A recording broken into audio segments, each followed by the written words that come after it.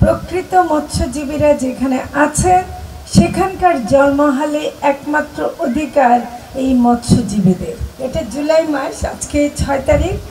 একটু আগে আমাদের এক জুলাই যোদ্ধা কথা বলেছে এবং আমি তাকে শুরুতে একটু ধন্যবাদ দেব যে জুলাই মাসে তরুণরা, ওর বয়সী, এমনকি ওর সাথে কম বয়সী ছেলে মেয়েরা রাস্তায় নেমে এত বড় একটা পরিবর্তন এনে দিল।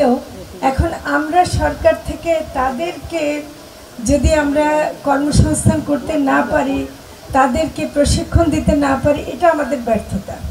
আমরা মনে করি যে অবশ্যই তরুণদেরকে আমাদেরকে প্রয়োজনীয় প্রশিক্ষণ দিতে হবে।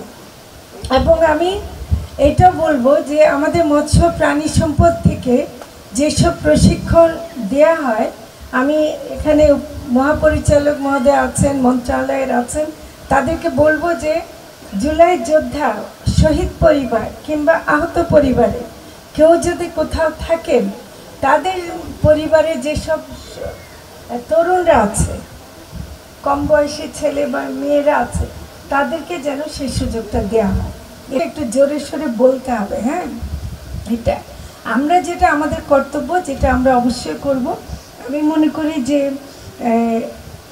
ইজারার ব্যাপারটা আসলে আমরা একটু দেখছি। ইতিমধ্যে জলমহল ইজারার নীতিমালা যেটা আছে, ওটা আমরা কিছু সংশোধনী দিচ্ছি, আমরা সরকারকে দিচ্ছি। আমরা ভূমি মন্ত্রণালয়ের সাথে কথা বলবো, কারণ এই সমস্যাটা আমি দেখছি যে বাওরের এলাকায় আছে, হাওড়ে এলাকায় আছে, সারা বাংলাদেশে সবারই এই সমস্যাটা আছে।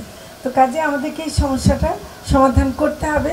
মোট কথা হলো, মৎস্যজীবীরা, প্রকৃত মৎস্যজীবীরা যেখানে আছে সেখানকার জলমহলে একমাত্র অধিকার এই মৎস্যজীবীদের, আর কারণ না।